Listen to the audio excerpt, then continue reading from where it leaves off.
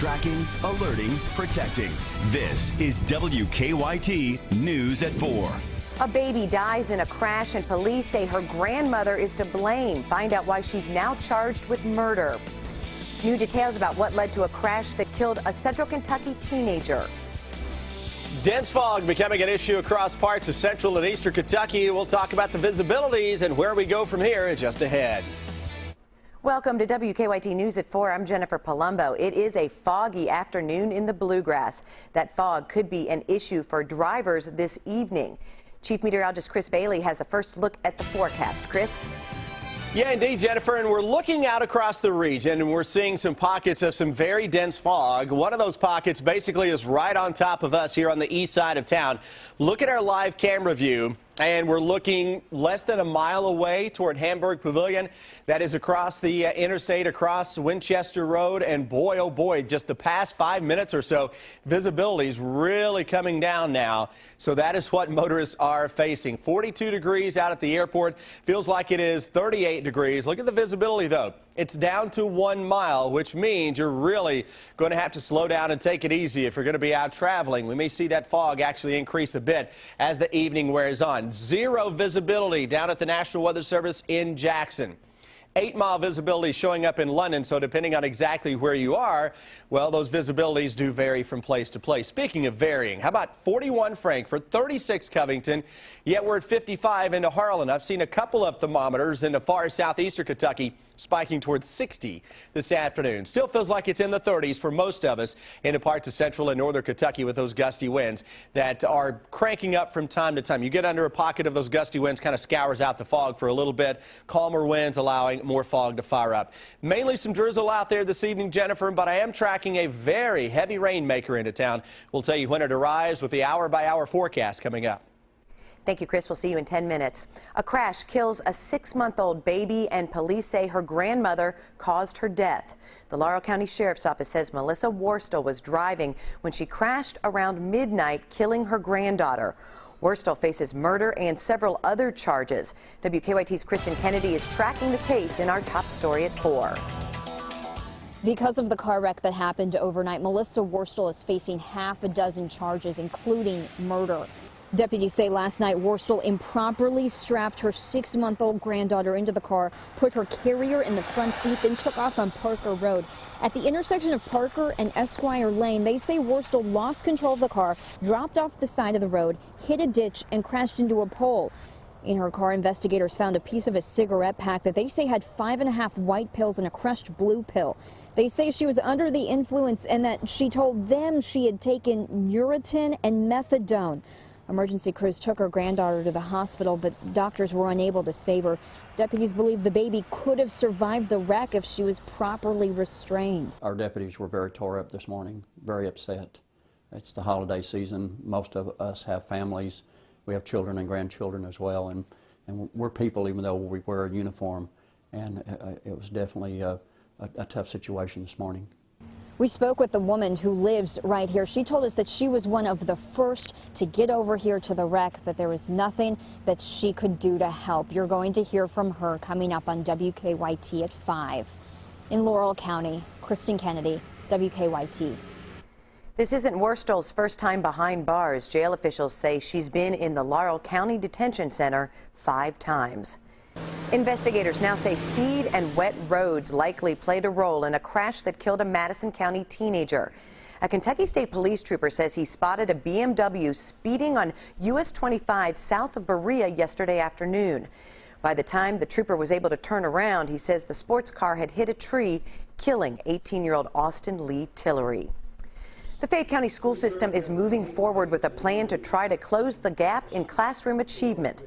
The goal is to eliminate race, free or reduced lunch status, disability, and gender as predictors of how successful a student will be.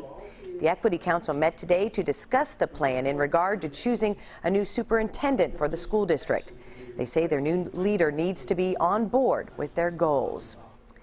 Our reporters are working on a number of other stories for WKYT starting at 4:30. Here's a look at some of the news in progress this afternoon. A man accused in a high-speed chase across Powell County headed to court this morning. Clay City police say the chase started when they went to serve a warrant on Joseph Watkins. It ended when a Stanton police officer tased Watkins as he got out of his truck. We'll show you what happened in court today on WKYT News at 4:30. A traffic alert today about a major road construction project in Lexington. The work will take place on New Circle Road from Versailles Road to Leestown Road. There will be no emergency lane and the speed limit will be reduced to 45 miles an hour.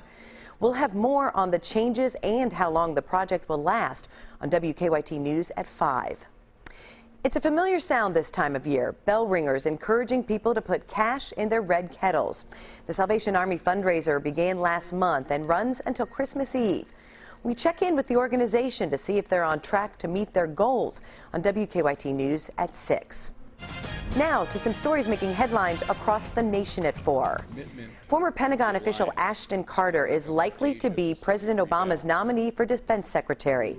An administration official says Mr. Obama has not made a final decision, but Carter has emerged as the top candidate to succeed Chuck Hagel.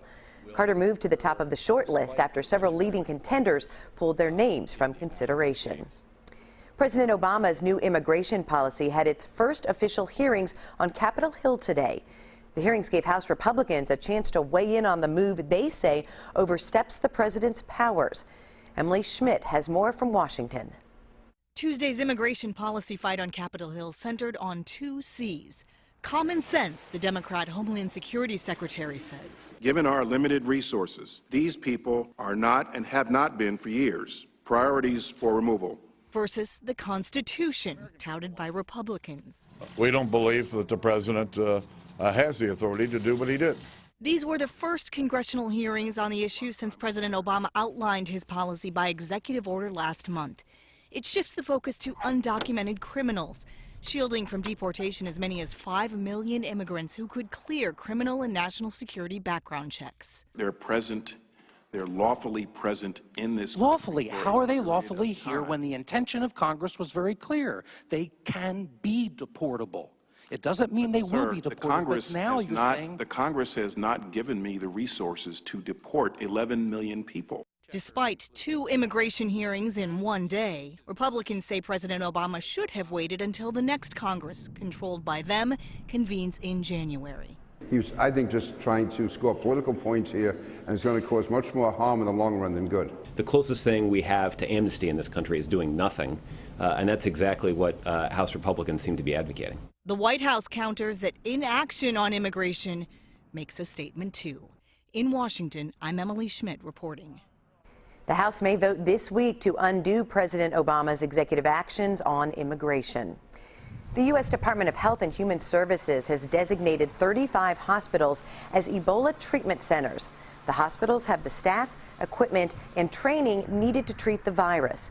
Most of the hospitals are clustered in cities such as New York, San Francisco, Minneapolis, and Washington, D.C. Part of Detroit is dark today because of a massive power outage. The outage is affecting several government buildings, schools, sports venues, the city's rail line, and traffic lights. The city says a major cable failure is to blame. A company that makes car seats is in the hot seat. The reason the government is investigating Graco. And as the popularity of online shopping grows, malls have to find new ways to compete. The high-tech solutions they're using next in WKYT Money Watch. Follow WKYT online at WKYT.com. Join the conversation on Twitter and become a part of the WKYT Facebook family. A big bounce today on Wall Street gave the Dow a record close. The Dow jumping 102 points to end the day at 17,880. The Nasdaq added 28 and the S&P 500 picked up 13. The National Highway Traffic Safety Administration is investigating a popular car seat maker. The agency is trying to figure out if Graco waited to report a defect that led to the largest recall of children's car seats in U.S. history. The defect involved buckles getting stuck in the latched position. Companies have 5 days to notify regulators about a safety defect, but a New York Times report claims Graco was aware of complaints as early as 2009. Another recall alert for people with General Motors vehicles. The automaker is recalling more than 300,000 vehicles because their headlights can stop working. The recall includes the Buick LaCrosse, Chevy Trailblazer, GMC Envoy, Buick Rainer, Saab 97X, and Isuzu Ascenders. All vehicles are from the 2006 to 2009 model years. While a lot of people like to shop online to avoid the crowds and traffic at the mall, traditional malls hope mobile and online technology will get more customers into stores. Paula Reed shows us what they're doing. At the Tyson's Corner Mall in Virginia, the wait to see Santa will be a lot more fun this year. There are games, dancing elves, and a machine that knows if you've been naughty or nice. Yay, you made the nice list. I haven't been to anything like this in a number of years, but this was definitely, I think, a better experience because there was things to do. You weren't just standing there bored. Santa's interactive workshop is all part of the plan to get customers off their computers and into the mall to shop. Bob Maurer is Tyson's senior marketing manager. They, of course, love coming to see Santa, and it brings Santa into the digital age as well. Malls are also offering apps that allow shoppers to make dinner reservations, get discounts, and even have their packages delivered right to their front door. Brooke Richardson uses the app every time she comes to the mall. She gets special offers delivered right on her phone and can even text a concierge special requests like package delivery. It'd be really nice not to have to carry my packages home. Concierge requests are handled inside the mall's high-tech command center. If the guest is looking for lunch options, I'm going to recommend some great restaurants. Tyson's Corner and other malls hope this technology and convenience will get shoppers spending in stores instead of online. Paula Reed, CBS News, McLean, Virginia. At the Tyson's Mall, visits to see Santa at his high-tech headquarters are already up 200% over last year. It's Giving Tuesday. What is that all about? Well, it's about giving socks here at Lexington Podiatry. I'm Deanne Stevens, out and about. We'll have more when we return here on WKYT. You know, for folks who are out and about this afternoon, they're running into a lot of chilly temperatures, a lot of drizzle, and, oh yeah, a lot of fog that is showing up. We'll track it all in just a moment. Stay with us. Hey guys, it is Giving Tuesday. What is Giving Tuesday, you say? Well, they're doing it here, and we're here to explain. Elise Minold is with us at Lexington Podiatry, and you guys have taken this to another level. You're really participating in this Giving Tuesday thing. What is Giving Tuesday? We love Giving Tuesday. It's a global outreach that's pretty new. You've got Black Friday, and you have Cyber Monday, so now we have Giving Tuesday. And it's an excuse to actually give back, isn't it? That's absolutely right. Okay, they are doing that in a big way today. Dr. Nicole Frills is with us. And Dr. Frills, you guys decided to do this by way of socks, which would make perfect sense here at Lexington Podiatry. Absolutely. We're trying to provide a sock for any child that needs it. I grew up in Lewis County, actually, so a lot of children that I grew up with weren't able to afford socks, so we'd love to pass it on to the community. Well, it's hard to think about that there are so many kids who can't afford socks, who can't afford shoes, who can't afford food. This is one small way that people can participate and help with those children who can't afford things like that. Absolutely. We are accepting any sock from any person, anywhere. We'd love to fill this whole room with socks and donate them to the Live Like Ron Foundation. And that's how you guys are doing that, distributing those through Live Like Ron. Yeah. Talk about the importance of giving back and why you all are participating in Giving Tuesday. Well, my motto personally is pay it forward. I tell every person that comes in here, anything that you can do that's a pair of a $1 sock, or if it's something a little more like a used or worn, jacket or something like that, it would be beneficial to anyone that needs it. Okay, so how do they do it, Elise? How do they just drop socks off here? Yep, it's very easy. That's one way. You can bring clean new socks down to our Lexington location.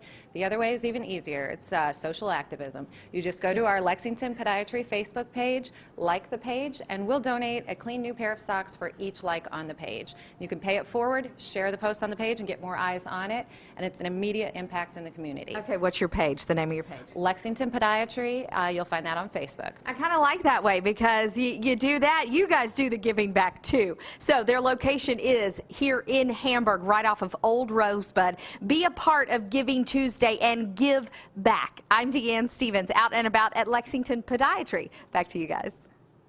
Thanks, Deanne. Your social media has really changed to the whole giving. It's hashtag Giving Tuesday on Twitter, and they mentioned Facebook as well. And and you know what? I love their big Santa boot out there. Yeah, it's very nice. Everything is in. I like that. So give on this Giving Tuesday.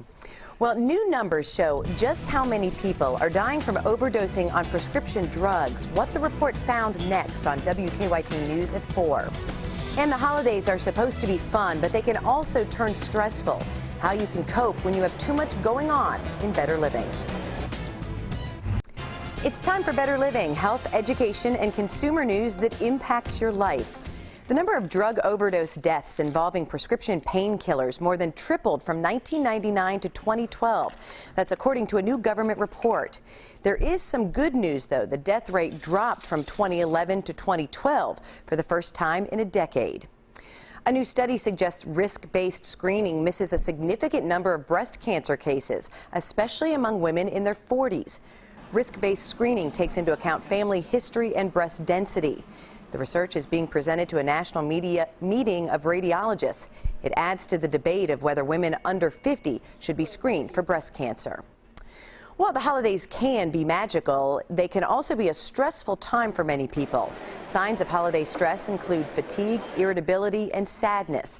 Psychologists recommend putting together a plan for the holidays, including a shopping schedule, list of gifts to buy, and a list of parties to attend. You should also consider scheduling breaks.